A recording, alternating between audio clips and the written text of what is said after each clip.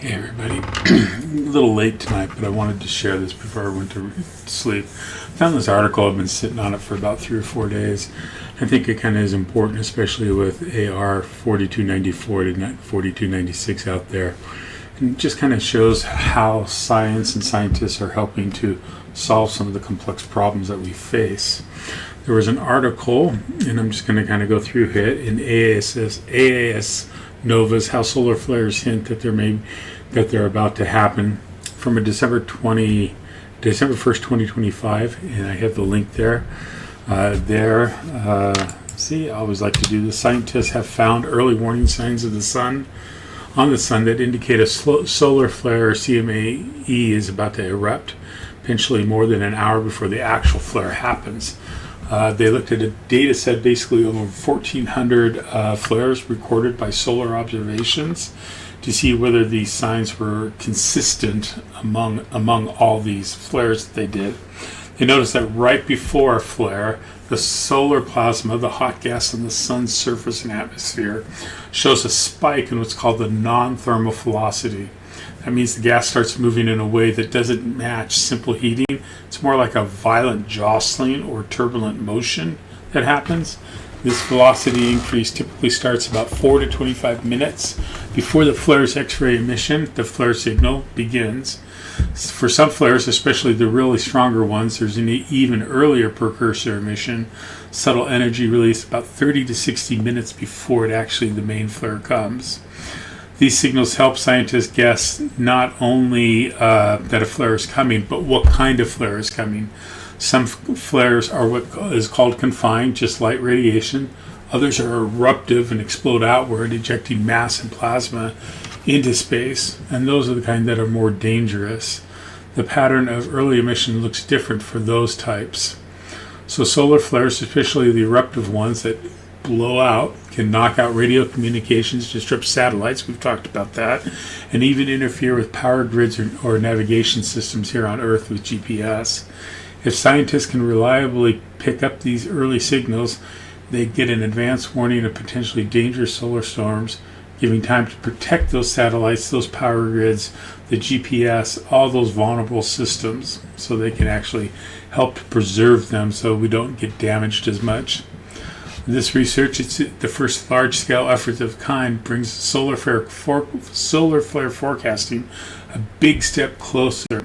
And while trends are promising, they need to do more work on this, especially to confirm the difference between the flares that stay confined versus those that launch massive corona mass ejections, or CMEs. There's several upcoming solar missions they talk about here. The multi-slit Solar Explorer and the Solar Sea are expected to offer even better views of the early phases of these flares, which will help them in making predictions on how these models are working. So the bottom line, the sun seems to give a little shake before it erupts into a solar flare. By making solar material jitter and kind of rumble around, scientists can detect those minutes to an hour ahead of time, and that could be enough time for us to really use as an early warning system to protect our satellites, our power grids, our GPS, all those things before the flare actually reaches Earth. In AR 4294 to 4296, this can be critical if the sunspot was to put off a massive CME. Since my last two posts have been on solar flares and CMEs, I thought I'd share the following information. And you can go to my Patreon. You can look at this. Easy Astronomy there. Solar flares are classified by their strength. They kind of use a scale similar to the earthquake magnitudes, the Richter scale. There's 5 main characters: A, B, C, M, and X. Each step is 10 times stronger than the previous one. So B is 10 times stronger than A. C is 10 times stronger than B, 100 times stronger than A. M is 10 times stronger than C, 100 times stronger than B, 1,000 times stronger than A. X is 10 times stronger than M. You get it, 100 times stronger than C, 1,000 times stronger than B, 10,000 times stronger than A. Each step up is 10 times stronger than the previous one. And here you can see just the table what happens. A-class flares are very weak. They're the smallest near black background solar activity. They don't even affect us here. They're mostly used for scientific measurement. B-class flares are considered weak, slightly stronger than the A-class. They're still very, very mild. Not a big thing there. There's no impact to Earth that we can see, mostly harmless. Those C-class flares are mild or moderate. They're common, small to medium solar flares. They can cause minor radio interference and interruption at high latitudes. And generally, there's no impact to the vast majority of us in our daily life. M-class flares are getting a little bit stronger. They're significant. They're 10 times stronger than those C-class flares, like we've talked about. They cause short-term radio blackouts on Earth's sunlit side. So that's why when one of those flares hits, if you're in the sunlit side, like the one in November that hit, it actually caused some communication blackouts in Africa and Southern Europe, I believe. They can impact aircraft high-frequency HF radio, GPS accuracy, and communications during the actual solar storm. They're sometimes associated with CMEs. Those X-class flares, those are the extreme. Those are the really powerful ones.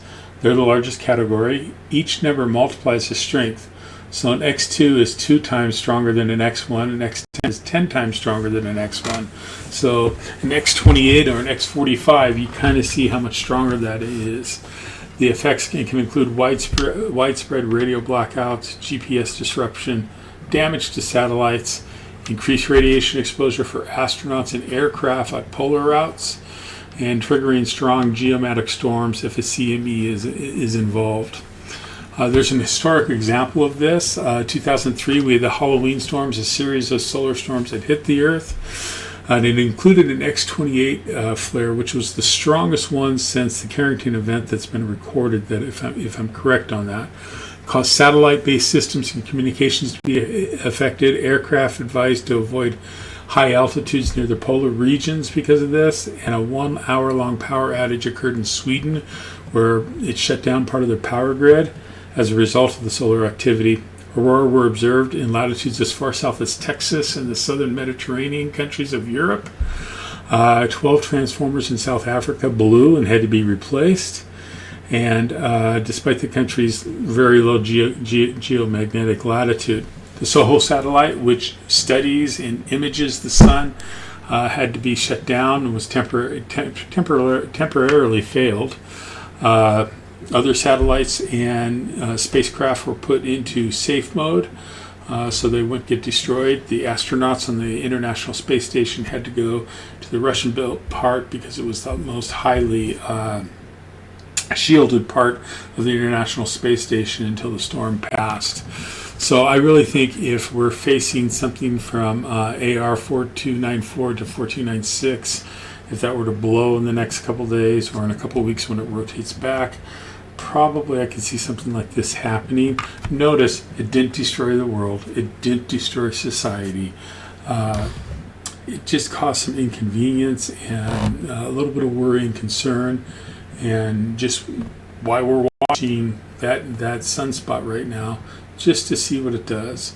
And so anyway, I hope that kind of calms some people down. Not really overly worried about this. You think it's a wonderful thing to observe. If you have a solar telescope, you have clear skies next couple of days, it'd be a good thing, fun thing to get out and take a look at that sunspot and see what you can see there. So anyway, hope that makes your day a little bit easier in understanding astronomy. And again, hope you have clear skies.